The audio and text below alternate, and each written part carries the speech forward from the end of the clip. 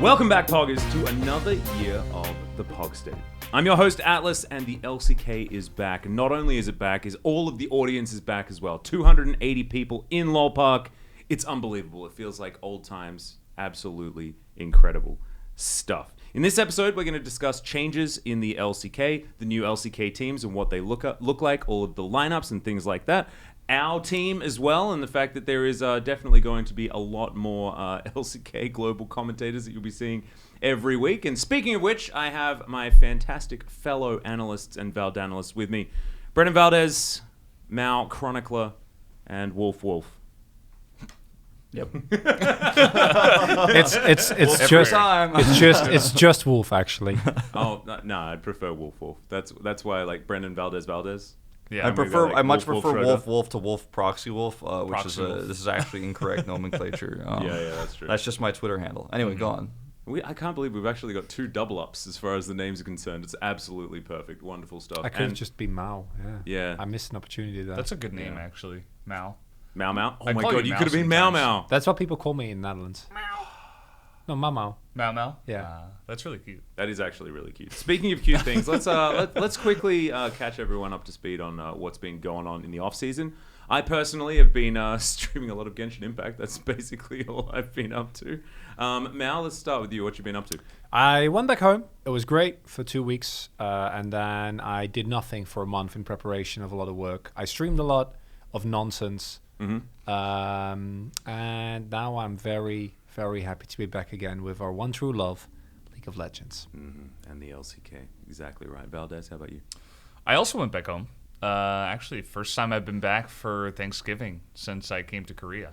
So, Whoa. 10 years of no Thanksgiving. And then I went back and saw the whole family. So that Did was you really say thank nice. you a lot? Yeah, actually. Good. There's a lot of good food there, good family times. And yeah, when you're here all the time in Korea, you don't really get to see family too often, especially nowadays. So that was really good. Got in right before the quarantine was really reinstated. So, yeah, me and Mal, I think, both missing the you dodged it by quarantine. like a day Legit or 2. 2 days. Yeah. Pretty much. I didn't get to dodge it, so I did not go home. Of the go homers, I was not one of them. I just played Zelda games and stayed at home But you did finish Link to the Past, and Yeah. that's a highlight. very close to Ocarina of Time. Did you play Link Between Worlds as well? No, I have not played that one yet. That's on my Definitely a list. Fantastic game. I had one question for Valdes. Did you have pizza when you were back in New York? Oh, yeah, of course. I even was it uploaded great? it to Instagram. Whoa! Yeah. Wow. Whoa! I know, it's crazy. When Valdes uploads something to Instagram, you know that it's a big deal. And Twitter, I think. I did both. Damn. I also watched all of Mindhunter in 2 days. That's a great show. That's a another great thing show. that I did over the holidays. Oh. Not a lot of League of Legends. Just like Mao, I was kind of like, okay, we're going to have 10 months of League of Legends. Let's, I had a bit of a detox. Detox. As well. Yeah. I did not. I actually played the most League I've played ever. Like during this off season, I just played every day. I know this isn't really, but really the crowd. But I do know that Genie really enjoyed it with me, which was Singles Inferno. That was one of the highlights of my off season. So It's really bad. I've it's never really good. watched it, and it feels like there's an infection on my Twitter timeline, which Yeah. is that show, and I don't really understand what it's about. Maybe you could let us know in the comments who your favorite is and who you think should which get team with who you are. It's and an who important deserves question. stuff. Yeah. All right, so let's actually get into some LCK because there is a lot to go over. The changes, I think, is what we're going to have to begin with. Coming in, so we've had 4 days, guys. This is being released after the first week, but we haven't watched Sunday's games yet. So arguably one of the most exciting matches has yet to happen, which is Genji versus Damwon Kia. I actually don't know how to predict it. I think both of those teams looked fantastic in their prior games, but Valdes has jumped on the Damwon hype train already. I've been tweeting about the fact that all you need is Canyon and Showmaker to make a team and all these sorts of things. And Duck Down. That being said, like every player has been saying that Genji are the team to beat. They like direct quote from like one of the intro videos is they just have all of the best players. And honestly, like you kind of can't deny it. So I think like let's talk about winners of the offseason. I don't want to go through every single team right here, right now, because we will go through some of our predictions and we'll talk about that just a little bit. But I think the biggest winner of the offseason was Genji personally. Yeah. And Valdes, who do you reckon? Damwon? Well, I mean, it depends. Like, in terms of actual improvement of the team, probably Gen G would win there just because every single the role team went improved. to the semifinals of Worlds. They weren't that bad. I know. One game away from finals, But by the way. Yeah. It does feel like individually, I agree. player by player, they have improved the most out of any team, which is scary, which is why they are So a now super you're saying team. that they 3-0 the world final. Because if they've improved in every role outside of Ruler because he's still there, unless he's Doesn't gotten always better and he mean does that, look better. You know, there are a lot of players on that lineup that haven't really found championships. You know, I think that Peanut is the only one that's won an LCK so far, and some players can be really good and never win a championship. Some of them, you know, just aren't on the right teams. So we need to see their synergy as a 5 over the course of, you know, not just regular season, but also playoffs, I think is the most important thing. Gen G kind of have a curse. Obviously, there's a lot of new players, so we'll have to see how that goes. Yeah. So just in terms of like pure individual talent, probably Gen G in every role did win. But like Damwon as a team, I think, is the strongest just because they were already so strong with just 2 players. And, you know, it's not only a 2-player team, but now they have Duck Dom, so it's incredible. So like 3 carries. Yeah. Three chefs in the kitchen. Like just Gen the G. right amount. Yeah. I actually, based on the first week, and of course there's always going to be, you know... We have to overreact, right? We have to This is the thing. overreact. This is what has to happen. I actually think that while the improvement for both those teams is incredible, they were already really good.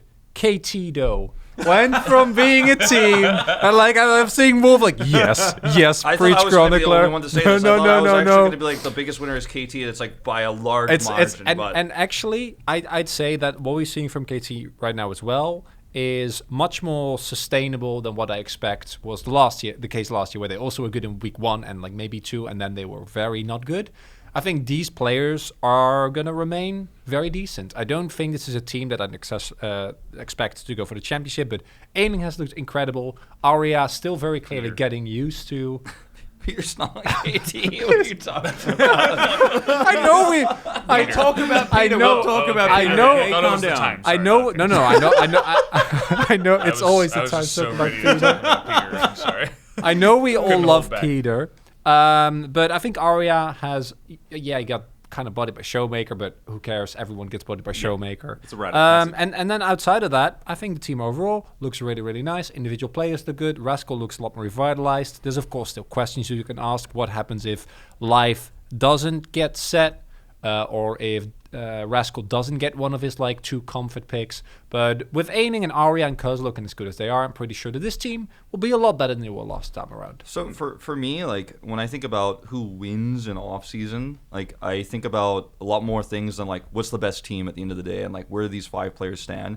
Because if you think about it like rosters only, like you look at Gen G's roster and you're like, well, that's the winners, right? Yeah. But I think about things like how much money did the team spend? Like how much more do they improve? Like what are the costs of an expensive roster like Gen G? We've talked about a lot. I did that segment with you on the desk about how each one of those individual players took all the gold from their team, basically how they work together. I have a lot of questions about how Gen G will do in the future. But for me, like KT is the biggest winner because they're a roster that's pretty affordable overall for the value they got and the improvement they got over their last year roster. And I think looking at KT, how they expanded, there's so much growth potential in this roster as well because these players haven't really played together in the past. My other big winner for the offseason is actually T1, who made the fewest possible changes possible. We have Zayas taking over for Kana. It looked like Kana and T1 did not have the best departure. So, you know, I think it's probably mutually beneficial that Kana gets out and T1 get a different top laner. But the rest of the core stays the same. And they didn't have to, like, break the bank and actually, like, spend a ton of money to get this really awesome roster. So for me, like, yeah, Damwon built a really nice roster. I think Hoya is a really great addition considering the options they had available. Definitely wasn't their first choice. I don't think Birdall was a first choice either. But when you look at how much money Gen G had to spend, like if they don't win both LCKs and like also Worlds, like And this roster MSI. is, You gotta win MSI as well. This roster like doesn't stay together for 2023, right? Like, or I don't know exactly how long those contracts are. I'd have to look it up, but it's so expensive that it's just not sustainable unless you start winning everything. Whereas I look at a roster like KT, T1, that could be something we're looking at even up until like 2024. With the fact that T1 also shed a lot of players, right? You've got Teddy and Hoyt heading over to Kwangdong Freaks, a team that I thought may have done well in the offseason. So far has not proven to be the case yet. I feel like T1 might have made money because of every other team buying all their players off them. Like They did. it's completely absurd that we talk about like how much is this team going to invest in this, but we're also putting T1 as one of our top 3 teams. Like, if you're talking about an organization that won the off season, it's definitely T1. They've already done it. Like the bottom line is there, and it's already dictated it. I guess we need to throw out an honorable mention as far as on paper compositions and how they did, because Nongshim comes to mind, right? Like, this is a team. You look at it. You're like, okay, calm down, Brendan. Calm down, Brendan. Let's talk about Nongshim? All right. So Nongshim was a team that we were actually really hyped about towards the end of last year, even with the roster that they had, largely because of Doc Dum existing. Now he's gone over to Damwon Kia, and you think, well, they lost their star player. This is a team that isn't going to work out. But now, Brendan, you can take it away. Now they've got Peter. They have Peter. Do it, Brandon. Well, they decided that effort did not do good enough on the Nautilus 3 games in a row against Hama Life Esports, so they brought in Peter. A very great talker, apparently, and was given the name by his mother. And just a lovable guy. And he had a great debut, I thought, in the LCK. Played himself some Yumi and some Braum. Yeah. So, like, high skill ceiling champion. Really? Absolutely. Really showcase. Really showcasing his power. Absolutely. No, but I mean, just the team itself, like, Dread looked amazing, actually. Dread I looked think, ridiculous yesterday. I think they kind of stomped on a Liv Sandbox that really dropped the ball, but, I mean, you see the potential in that team immediately when you just watch just the mechanical skill of all those players. It's pretty cool. Plus, great Spider-Man jokes. A lot. Absolutely. Yeah. Infinite reservoir. So we've done the Marvel thing. I think next time we need to get some Disney in there and do some Peter Pan. Because There's a lot of he's also flexibility. very young and looks quite young, so I think Peter Pan. What about Double certainly Lift? does. Also. Yeah, I mean that could be the third time around. Okay. But we need to keep going through as many Yeah. Peters as we possibly can. I think there's a few. My mum's name's Peter, for goodness sake. Yeah. We could talk about my mum the whole time. It's probably inappropriate.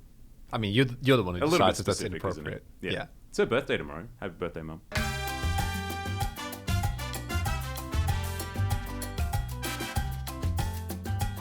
Stickler for me is that there are also teams that I thought were going to be good and then were not. Yeah, so this brings us to the next point, and that is Yeah. the big flubs. And I think that we can actually include, this might be changing things around a little bit as far as the schedule for the show, but I think this is a good segue.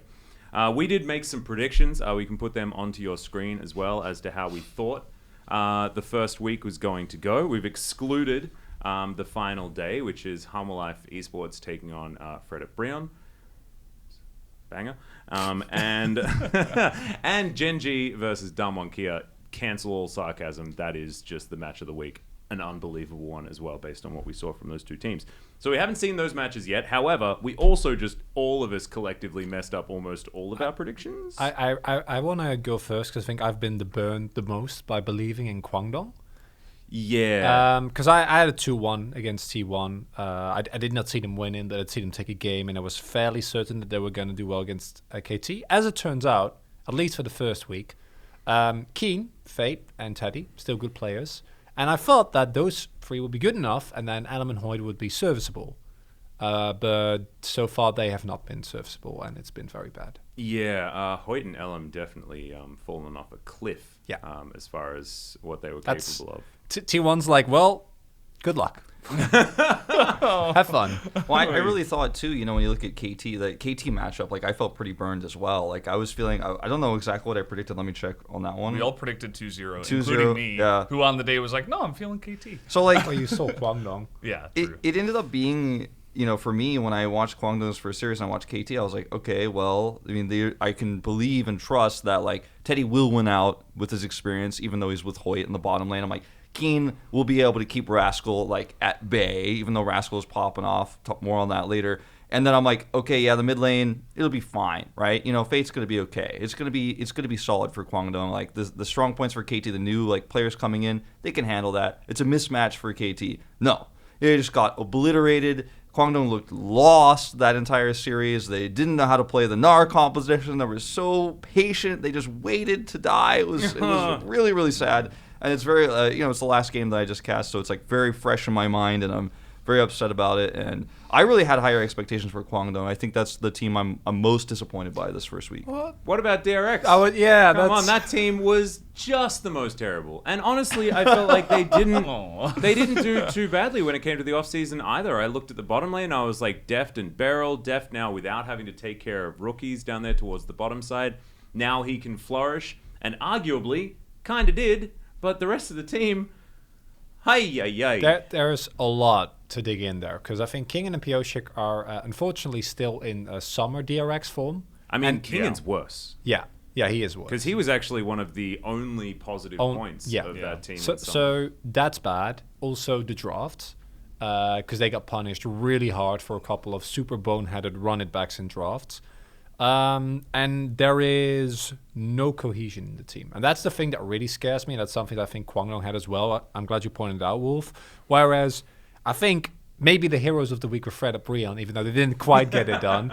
Because Fred and Brion did show us again that as much as we talk about the complexities and like the strategy, like it's a team game. If you play as a team, you're going to do better. And both DRX and Kwangdong, to me, didn't showcase any teamwork. Even a team like Live Sandbox that I think doesn't have that high skill cap and is going to have a really hard time in the LCK, I did feel like there was at least, this is our plan and we're going to try and execute it. And with DRX and Kwangdong, I was just sitting there watching like, they don't know. And half the time, Nongshim, I felt, I feel like, especially in that first series, I was like, where is your synergy at? Like, is this a team? That was pre-Peter, though. Yeah, they needed a warm-up so that they could get the fans ready to experience the joy that is Peter's laning phase and just general play and being adorable. And I think that the Nongshim series was also kind of thrown off by a really, really painful second game, and then the third one was kind of a tilter. I think that was a bit of mental boom happening that game. And I mean, it's something that happens with B2D teams all the time. We see that quite a lot. And it didn't quite work out. But bouncing back for the second game in a week is actually, second match in the week. Nicely done. Is definitely impressive for, getting your bearings and making sure that you can demonstrate something more, especially on the back of Dread and his extraordinary play. Really, really cool stuff.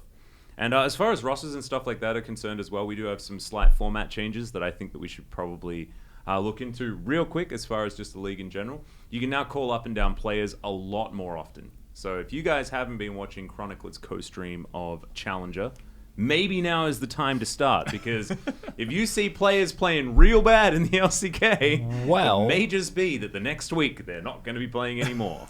Well, DRX are, I think, as of right now, still undefeated. They're 4-0. Just saying, in challengers. Yeah. So what about I'm just saying. Though? I'm looking over there. I'm like, extremely good. But their bot lane is not, but their jungle is good. However, so maybe I can see that. I mean, is their support not good? No, the bot lane is not that great. It's just bot lane in general. Okay. It's Even though we did this though last season, remember before it was like, okay, you can only call up every like round robin, and then it was like, okay, every 2 weeks, and now it's like, okay, every week.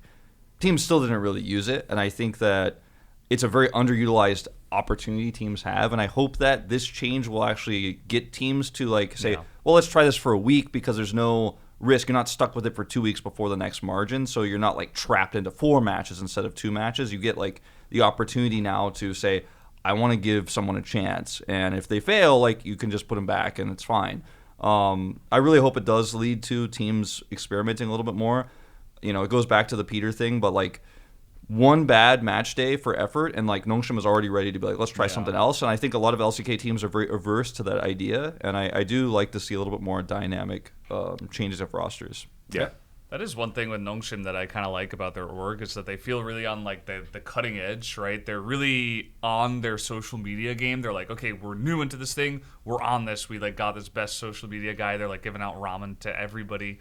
And they're also like on the cusp of like new changes like this. So I really do like that. And, you can call up a player, have them play one day, and then just sub them out for the other guy. Like you can have more than one of the same roles. And also, you can always scrim with your prospective changed teammate, right? And so, like, if they then realize like they do a scrim block, it's not going well. They're like, well, let's just see whether this academy guy that was just over here in the other room, like, are they going to have a different impact on the team, right? And like they come in, and then maybe for that week, the mental's better, right? Maybe the atmosphere is better, and like that little change is actually going to be important. We even saw that last play with DRX, right? When at some point they actually did go for a big swap. Interesting, by the way, is that what was previously Becca of Bao and Becca is now the AD carry for DRX that are currently 4-0. Doing an opposite barrel. Yeah. Real cute. Yeah. It's really nice. So I would not be shocked. But that's the problem with like a lot of the good challenger players are like on the solo lanes of Guangdong, and I'm like, well, they are not going to play, or they're the mid lane spot. Like, or they're the mid laner on Damwon Kia, and I'm like, well, that doesn't matter. That guy's never playing. No, that is an academy spot that you would not want to have. Yeah, right now I think the elephant in the room for academy is that a lot of teams use academy to train up players to then sell to trade teams when the contracts expire, and it's kind of like a holding zone. So there's a lot of really big prospects that like are chained in the academy system right now, and challengers I should say, like Ilima, who like will eventually at one day like be unleashed. So I think like some teams are winning more than others, like you mentioned, because some teams have rules where it's like, okay, we're lucky enough to have the exact piece needed down in challengers, because you're not going to be calling up somebody else's challengers player. You're not going to be making trades like that. So it's kind of like a hoarding zone down there for now, and hopefully over the course of the next few years and these changes, like maybe that changes. I honestly wonder what would like how cool it would be if you had like a renting system where a team that like Hanwha Live could just Like borrow blockbuster Ilima. video of players. Well, yeah. Well, I mean, like we've seen this happen before, right? I think in the LPL it happens a lot more where players on the bench are lent out to other teams for a split. And imagine if you're like Hanwha and you're struggling with your top side and you can just rent Ilima from Guangdong for a So while. kind of like what happened with I thought you were going to say for about $1 million billion. Yeah. I don't know if they'd rent him out. They wouldn't. But what if they did? Imagine the late fees if you didn't bring him back. Yeah. That is very true. I mean, there's a reason why I'm very happy. Also, that raises questions of like, is that fair? Yeah. You know, I mean, it has to be for like, splits, right? Yeah. Can't be for like a week up, week down. Because I mean, Ilima could be a million times better than the next, one of our lower tier top laners in the LCK. So like, do they just get to spend money and get this guy in, then like all of a sudden make playoffs and make the money back? That's why that's why the old system was much more restrictive. And then nobody used like any players almost ever. It happened like twice the whole first round robin of spring last year. So everyone was kind of like, maybe we should make it more accessible. And then this year, like, let's make it even more accessible. Like, now and it's then like next year, every game. Like, we lost game one, like we're calling the challengers player. Like, get them on the phone. it's just really difficult to utilize it right now. I think over time, teams will more correctly build their rosters. Yeah. Like in the future, though, it's going to get to the point where like it's not used at all, and 1 year it's just going to be dodgeball rules where like this is first come first serve, just pick whoever you want from the challengers scene. It would actually be kind of fun to like see what kind of rosters would work. Have a It'd be draft. Like, it would A actually draft just is be needed, I it'd be really a fantasy feel, yeah. draft. It would actually just be a fantasy draft. That would be actually really really kind of fun. The other thing that we need to talk about as well, and this is a more somber topic, gentlemen, especially I know for Wolf, because the Gauntlet is gone. Yes. Yep. We need to take a few seconds of silence for the Gauntlet. I'm actually gutted. Like, I like all jokes aside, I think that the Gauntlet was one of my favorite times when it came to Worlds qualification. I think that it was like really exciting to have like that one last chance, and it means that opportunities like Hanwha Life Esports making that dream run to Worlds just won't happen the same way again. So. It is a little bit sad, but it's all right. It's a more streamlined way of making it work. And Gauntlet doesn't exist around the rest of the world? And blah, blah, blah. So my issue with the format change is that it's very difficult to explain to people, and I think after a few years Did of you it, notice maybe, I didn't explain it? Yeah. Because even I don't really know how to explain. So after a few years, I think people will get it. Like it took me about. Like, this is not a joke. Like, I think I sat down for about 30 minutes and, like, tried to figure it out. And I was like, okay, I see how it works. And, like, the third and fourth place teams can only, like, get to this specific seed. You still have the top seed from summer going in. And then the second seed is based on points. But third and fourth is what it's really about, if I'm understanding correctly. But it's very complex to explain.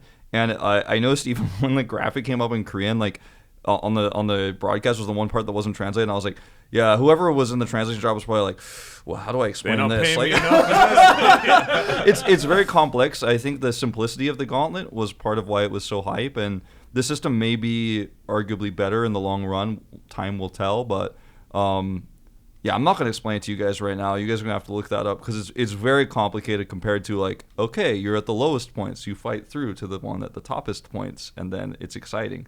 And I think in total we lose, if I'm not mistaken, one team that we didn't have before. Like I think you have only...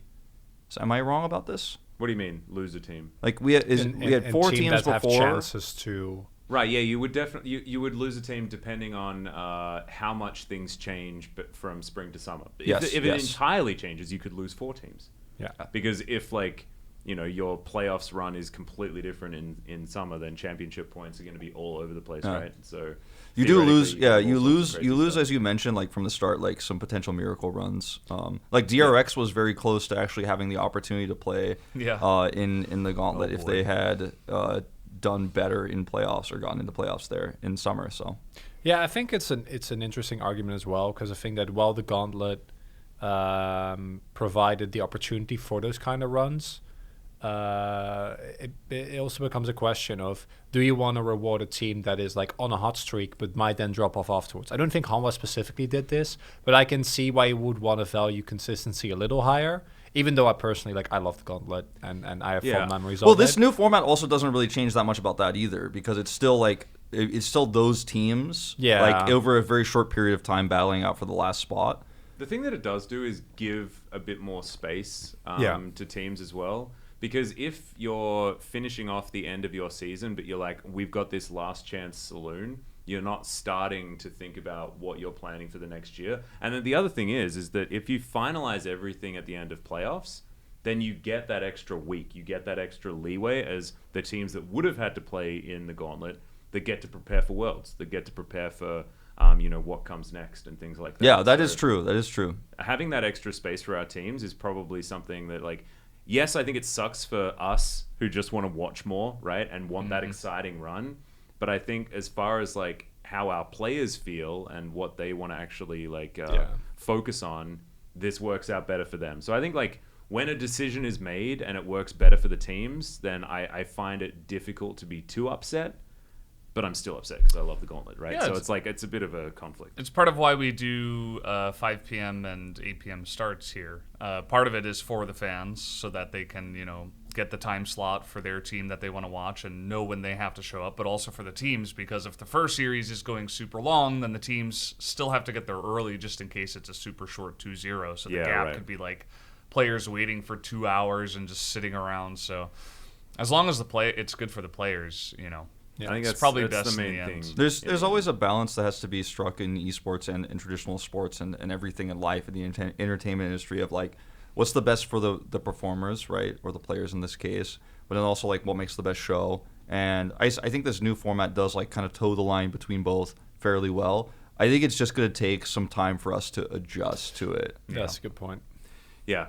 So speaking of entertainment and speaking of the fans and speaking about the actual priority for this show, because we've been working our way here throughout the entirety of this. It has to be said. And the true battle that exists, the real battle. The real battle!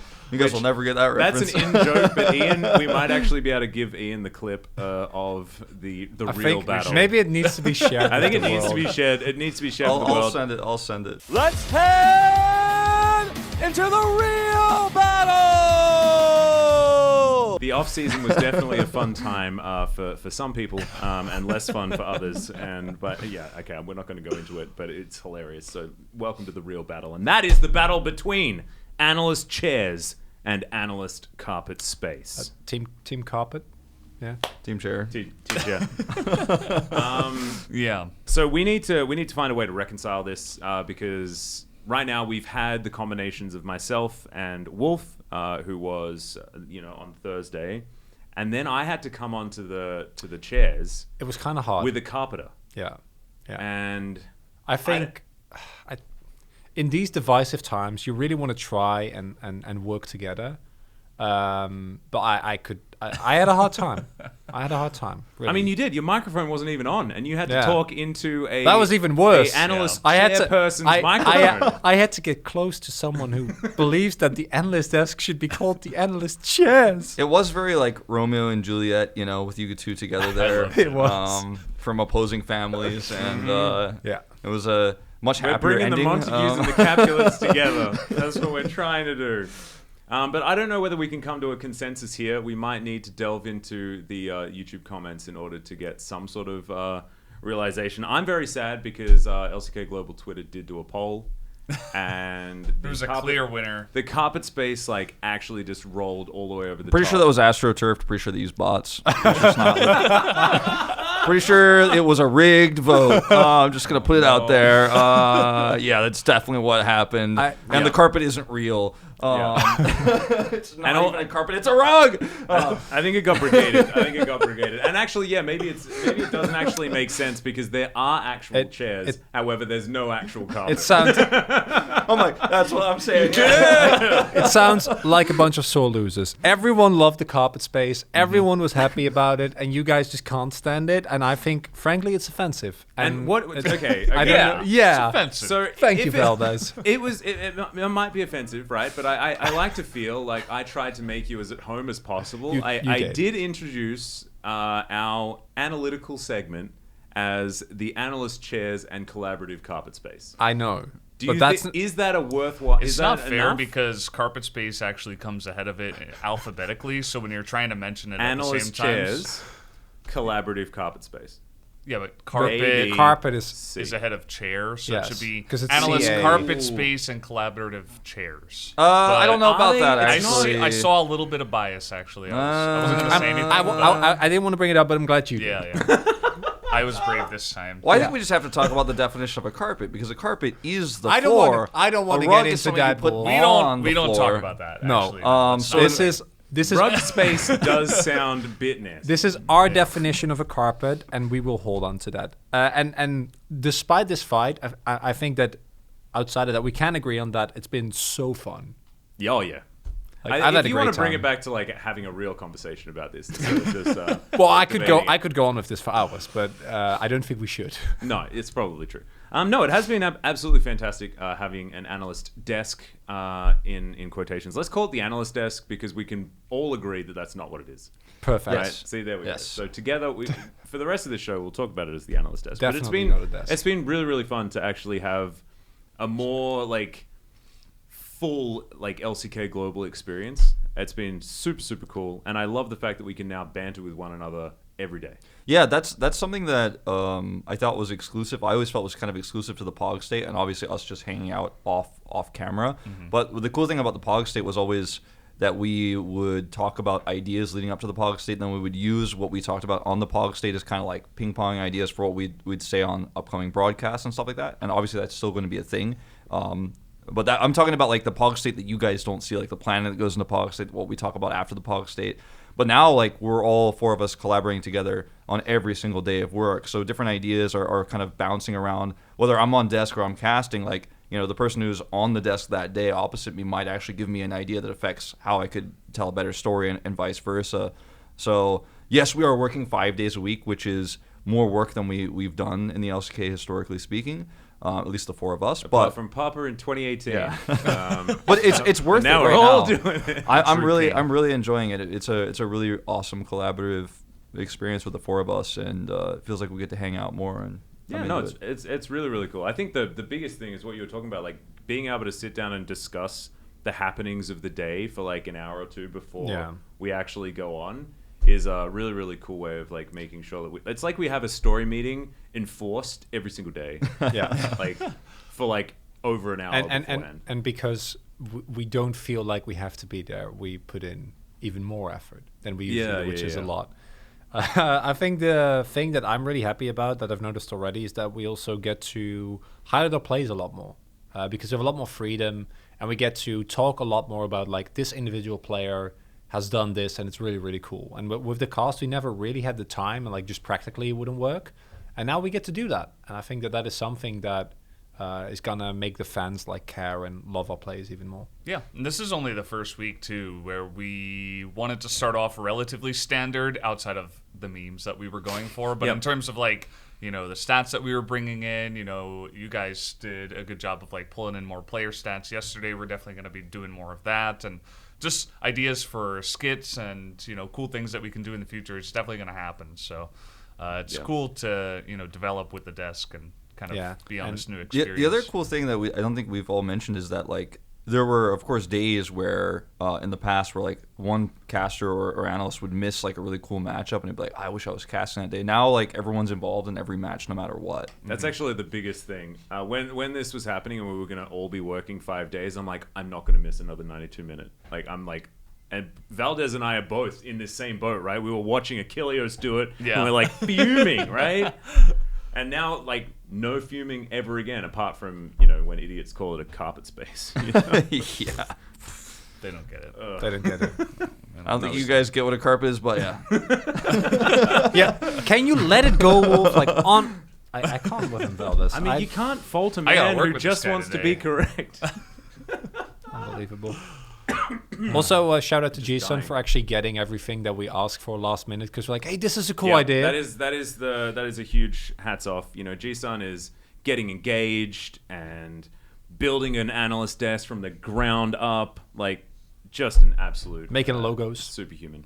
Yeah, making logos. That can be put on screen as well, Ian. We need to talk about just the state of League of Legends in the game right now. It's about the same as it was at Worlds. Thanks so much for watching, guys. We'll see you next time. No, never mind.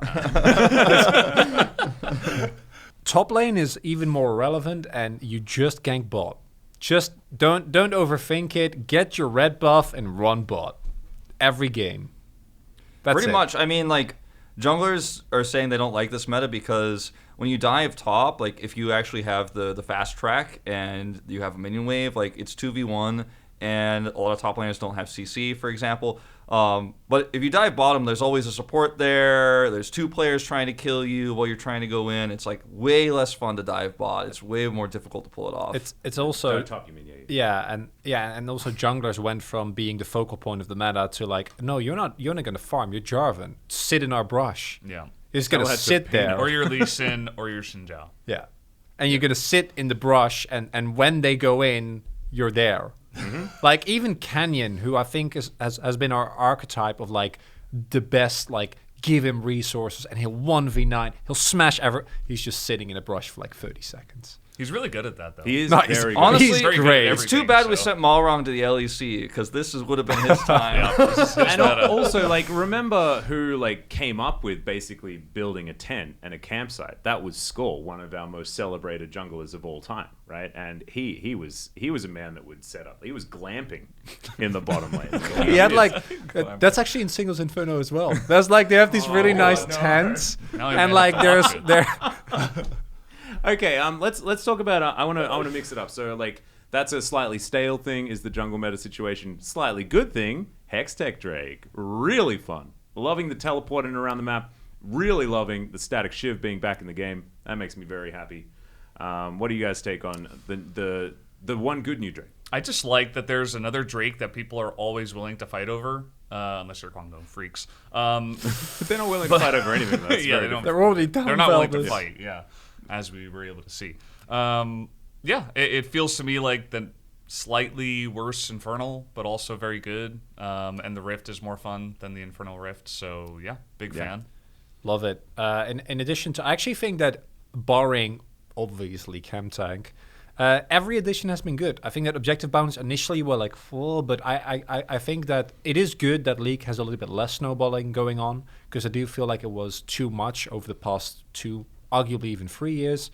And then I think that the teleport change is exactly the type of change that I'd like to see over the seasons, right? I Because think we're it's the already right seeing the kind of pivot. change. I don't know whether it's necessarily worked as far as making top lane a better place. It's not about top lane, it's about bot lane, right? Because now you can actually play Yeah. punishing bot lanes and not get double TP'd on. Yeah, I 'cause, mean, like, yeah. But like, what I'm saying is like, what it's done to top lane. Is it enough to make it worth it, and things like that as well? I mean, top lane is a people too. Just because there's No, only two, this is what there's they love. 2 people on the bottom side. This of is what they love. It's just the 1v1. There's never just- anyone. You just have Ghost and Flash or Ignite and Flash, Yeah. or like there's no outs. It There's feels- only you and the other Mano top e lane. mano. Yeah. Yeah. Okay. It does strangely feel more like pure League of Legends, though. If you guys know what Yeah. I'm talking about, it's Yeah. like, okay, Yeah, this yeah. lane against this lane, that lane against that lane, and only the jungler really is the one that's like getting involved with the ganks. It's like that pure idea of LoL classic. Yeah, It does we're like feel- going back it's to like LoL a Classic. harkening 10 back years, of- you know, yeah, 10-year anniversary. We go back to this, and I don't know. Like I got to see more. I feel like the objective bounties in solo queue, I feel them, but in pro play, I haven't really felt it at all. Yeah, the bounties, like, I was really worried about the bounties in pro play, to be Me too, honest. actually. I was like, oh... and then nothing. Because, you know, sometimes there's a lot of situations where one team is significantly behind in gold, but they're actually ahead because their comp is stronger later on, and then they get all that extra free gold, and it's not fair. It didn't really end up happening that way yet so far, so I'm like kind of cautiously optimistic about where we are with bounties at the moment. I think we had one game where it actually did happen, even though it didn't matter, and it was the Kwangdong game yesterday at the time of filming, right? Because that was actually a game where we were sitting on desk and like Kwangdong is only like 1-2k gold behind because they were kept like even. Because even though they were like very far behind into the maps, because they did actually keep up getting objectives. Didn't matter because they didn't know or do anything. Yeah. But I do think that especially once better teams get like their feeling of how far behind they are recalibrated, because of course the teams can't see the gold, I think it could lead to some really cool situations and a bit more equilibrium as opposed to you win the early game and now you win the game. Yeah, I think it's actually a really cool idea. So I'm gonna go before we end the show. I'm gonna go around the table and let's just go best player of week 1, and I'm not going to start because I don't even want to answer this question because it's really hard. Valdes, you go. I thought you were going to say I'm not going to start with Valdes because I already know what he's going to say. Well, I do, but that's why I So started with you. it's Actually. Peter. It's Peter, but actually it's Peter. The best player of the entire week. I mean, better than they were, or the player that performed the best. The player that stands out the most in your mind for the first week, excluding the final day. I mean, I think that Canyon looked really great. Thank you for your response, Mal. Like the reason why I say it like that is because it's What like a carpet space response. it's just like what we expected, but he also just looked really great so far. So I'm like, I don't know, you know, he was very good. He was. I thought mean, Dread was Valdes- really good. yeah. I'm very excited about Dread. I think that Good take. he kind of like dumpstered Live Sandbox, and that wasn't very fair. But he's showing that he's back again. He's ready to party. He's like getting in there on very aggressive junglers, and I like that a lot because that's where he was last year, but he didn't really have the team to back him up on Afrika. So now and he's now like, Dread has Peter. yeah, he's got Peter. You know, I was getting to that, but you So know, the question was Yumi's pick really one strong. player. You've now discussed three. All right. Okay. No, 2, 1, and then 1 unit. We'll get to you Peter- soon, Wolf. It's Peter's okay. with us. Chronicler, can you let us know your best player of the week? Lance. Ooh, good 'Cause- take. Because to me, the main thing that sets apart Lance for me from a bunch of other amazing players we've seen throughout the week is that I think that Lahans truly looks like old Lahans, and I have not seen that in like I think a year and a half. He's like 2018. Like legit, but it's also all the content. Like he's very clearly very happy that he's in that team, and I think that on Afrika he felt so muted. I don't think he was actively ever bad, but he was just very meh. And that was one of the things that with this Gen G signing, I was like, we know he's done it in the past, but will he actually get to the level again? And then in week 1, he immediately looks so good, flashing in lane, setting up Ruler, and then the flip side of this, of course, also the fact that Ruler now suddenly is okay with playing weak side and play Ziggs, which we've harped on him for like a year. But I'm still going to go with Lahans. To me, he looks revitalized. I'm really excited to see how he's going to maintain that form throughout the split. It's a great take. Wolf, how about you? I think everyone at the table knows who I'm going to say, and it's Rascal. I think Rascal had a phenomenal performance this week. Even in the loss against Damwon Kia, both of those games, he was by far the highest impact player. His Akali, looking for flanks, side laning extremely well, threatening people at all times. His game sense is phenomenal. His laning is great. I feel like Rascal is one of those top laners right now in this meta that you could trust, like, might save the game. And I think it's a meta where top laners have like very low agency in the game in general, besides like split pushing, or if you are going to try to play a Nart, you know, might be able to engage stuff like that. But Graves is just like a tank who does damage, right? Like that's as basic as a lot of the top meta is right now. But Rascal is playing multiple different champions. He's already showcasing his pool in a meta that doesn't actually ask for top Akali. He can make it work, and that's really exciting for me. He's also Rascal, right? And his Topicali is just amazing. And now that it fits, it's really, really cool. His teleports have always been good. His flanks have always been good. And making that Tryndamere work definitely is very impressive. And when, because we mentioned this backstage, and when you mentioned it, I was like, Rascal, that can't be right. But the more I think about it, the more I kind of agree with it. I found this extraordinarily difficult. I had to phone a friend. I needed to talk to G-Sun about what do you think the obvious choice would be? And I think Gumayusi is the obvious choice. And like it. This was given to me by G-Sun. It's not my idea.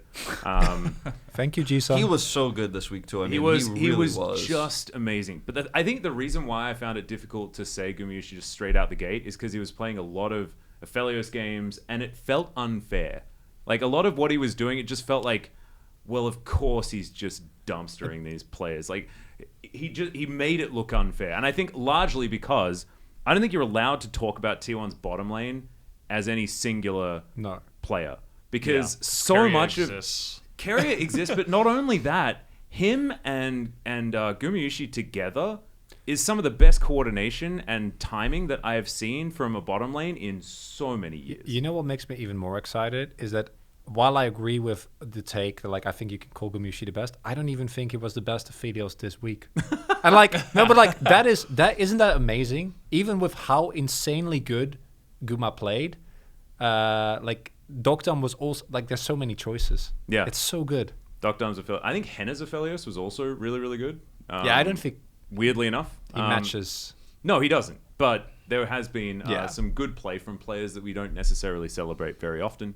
Kana's Graves was pretty good. Yeah, I'd say he had a pretty good week as well. Yeah, I think your take of Dread was my first thought because it's fresh in our minds, right? We just watched that Nongshim series, and his Diana was unbelievable. Shout out to Umpty trying to solo carry against T1 alongside of a great he's done that before draft win. But Reddit actually gives me so much hope that they are going to be a solid middle team. Morgan was actively good. Yeah. Morgan was actively good so far this week. If he plays against Humble Life tonight, his former team, and then gets dumpstered, then I'm going to be really, really sad. Just give me that solid middle Reddit. I just want that solid middle Reddit. I want playoff hopes Reddit. Give me that. Yeah. That's what I want. I think we're on track. Everyone does. Yeah. But I think it's been a really interesting week. I think as far as Sadness is concerned, Quandom Freaks fans and DRX fans in shambles. Outside of that, though, everything looking absolutely brilliant. Do you get any last messages before we say goodbye? I hope that Dove can play something that's not Tryndamere. Yeah, that'd be nice. Or Rise. That's one of my hopes for next week for Live Sandbox. I love Live Sandbox a lot, but I don't believe as much. I want to see T1 Genji as soon as possible because that is going to be. It's feeling like the new Telecom. Just a little bit. A dream. That's what I was saying. Is I'm looking forward to the Telecom War. That's actually my most. The actual Telecom War. Yeah. The actual Telecom War is kind of hype now. It is kind of hype this year. Yeah. Let's be careful. We're still talking about maybe KT. It's maybe we can have the Telecom War and we need to figure out what Genji versus Damwon Kia is. Is this I don't know, Tiger getting hit by a car? That's not it, is it? I think they're a monitor company. Yeah. Genji? No, Damwon. Damwon? Yeah. Yeah, but they're Damwon Kia. The Kia is a car. I'll show myself out. They have TVs in the back of the car, maybe. No, it's is it? Actually, Damwon is a computer parts company. It's deeper than. But you could have it in two different ways, right? Because it's either a Tiger on a freeway, which is not going to go well for the Tiger, or a top-down car in a Safari, in which case Tiger's going to eat him. Just reminds me of The Hangover. What's T1 in this context? I mean, T1 isn't in this context because Damwon versus Genji. No, but I want a cool a identity giant cell phone tower. Yeah, versus KT, stands another there. Giant cell phone tower. They're Transformers. Thank you so much for watching. If you've got any suggestions for what you want to see on the Pog State, please make sure to let us know in the comments down below. If you're not subscribed, chuck a subscription over. Notification bell would be cool as well and things like that. But we've got so much more Pog State coming up. We've got so many more rug spaces, carpet spaces, collaborative spaces for everyone, and analyst chairs coming up as well. There's just so much to be excited about here on the LCK. Thank you so much for watching, and we'll see you next time.